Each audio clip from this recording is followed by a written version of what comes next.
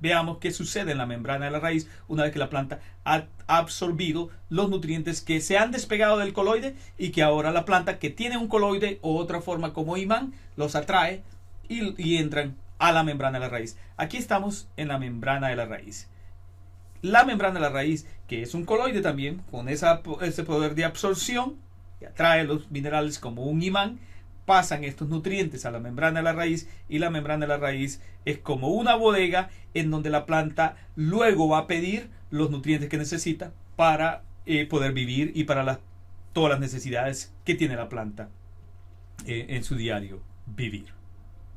En este momento los nutrientes se encuentran en la bodega de la raíz. Veamos qué sucede.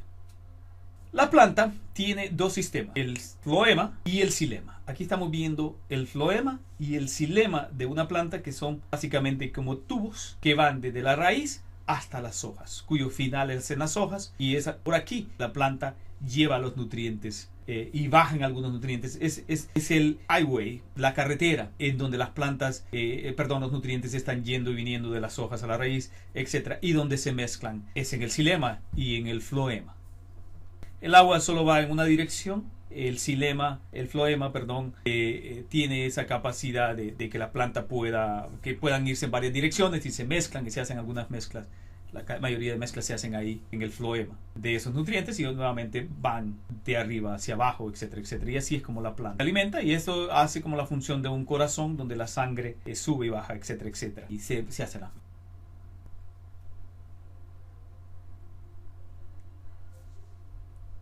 Bueno, veamos cómo sucede esta actividad.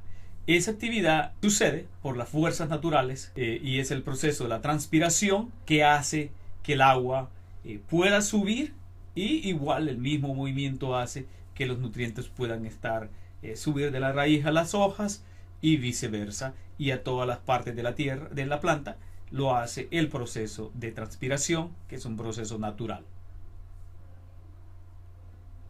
Y es así como los nutrientes suben a la planta.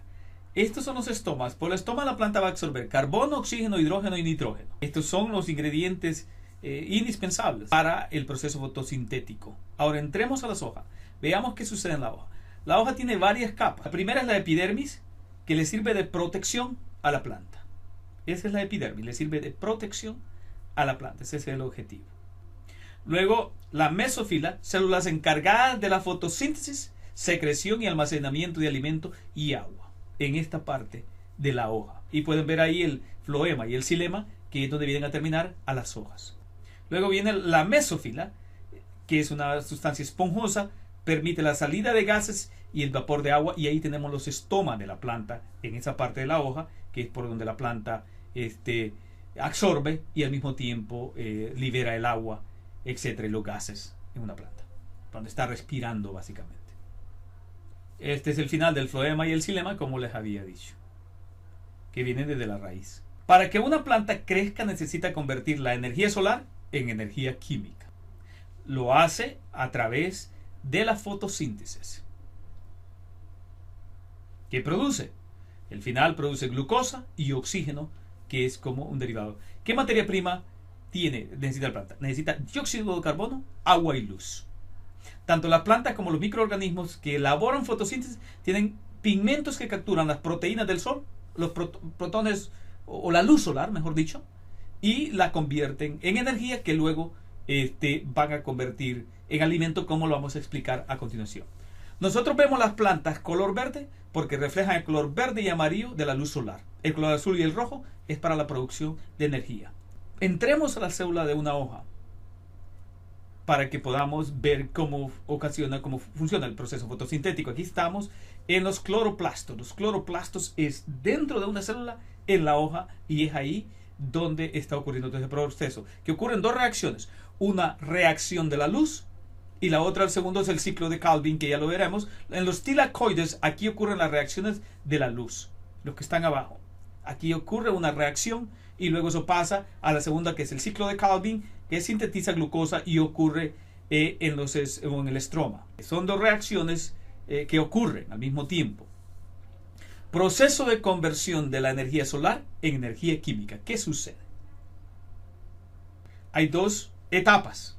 Dos procesos fotosintéticos que están ocurriendo, como lo acabamos de ver, que son dos etapas que luego van a unirse a dos energías. Aquí estamos viendo los pigmentos y la clorofila en una célula de la hoja. Los pigmentos reciben la luz en forma de fotones y la envían a la molécula de la clorofila, en donde los electrones son estimulados y disparados a estos siguientes elementos que están ahí, que son unas proteínas, que son las encargadas de mover esos electrones para continuar con el proceso fotosintético. Esto está ocurriendo ahora en la segunda etapa del proceso fotosintético y veamos qué pasa con la luz.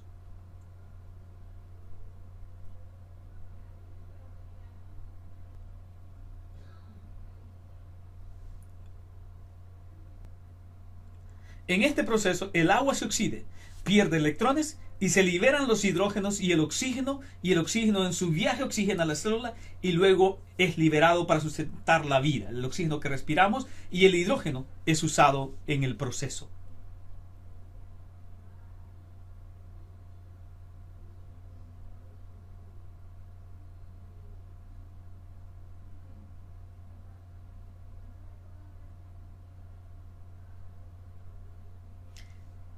Esta concentración de protones activa las proteínas ATP y ADP, que son los que están acumulándose abajo y activan estas proteínas. Los electrones regresan a la fase 1 de la fotosíntesis.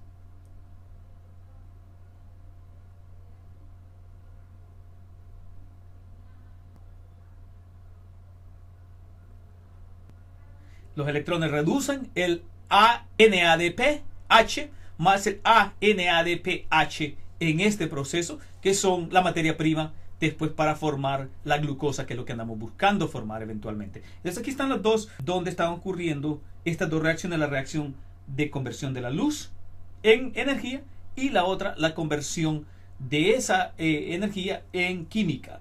Y básicamente lo que se ha producido, que es la materia prima, son enzimas que luego van a ser usados aquí en el ciclo de Calvin, en el ciclo de Calvin. Está ocurriendo en la segunda etapa del todo el procedimiento, y es básicamente la conversión del dióxido de carbono eventualmente en glucosa. Aquí juega un papel extremadamente importante el fósforo, por cuanto es parte de este proceso en el ciclo de Calvin, para que se pueda oxidar el dióxido de carbono y se pueda fijar y nos pueda formar la glucosa, que es el inicio de la vida. Básicamente la glucosa es el inicio de la vida, donde comienza la vida. Es la materia prima, es el principio de una cantidad de azúcares que al final se convierten en proteínas.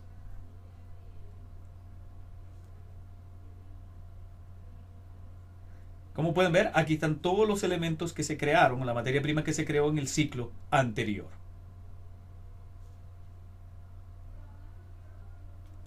Ocurren una cantidad de reacciones y luego el final es la glucosa.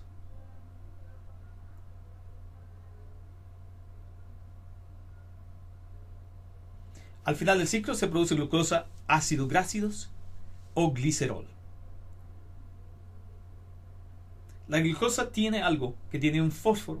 Ese fósforo vuelve a la glucosa versátil y le agrega, por ejemplo, pierde ese fósforo y se le agrega fructosa y nos forma la sucrosa.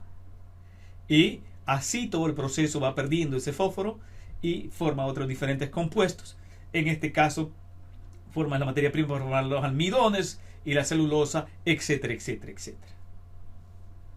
Conclusión: las plantas producen azúcares para usarlas como reserva de energía, y esa energía usarla para formar las proteínas. ¿Cuál es la materia prima? Agua, dióxido de carbono, luz solar. Simple. En la fotosíntesis es el inicio de la vida. Produce el oxígeno y la energía para que la vida comience y florezca. En el proceso de la fotosíntesis, el oxígeno es liberado y es el oxígeno que nosotros respiramos. Por lo tanto, cubre todo el ciclo de la vida.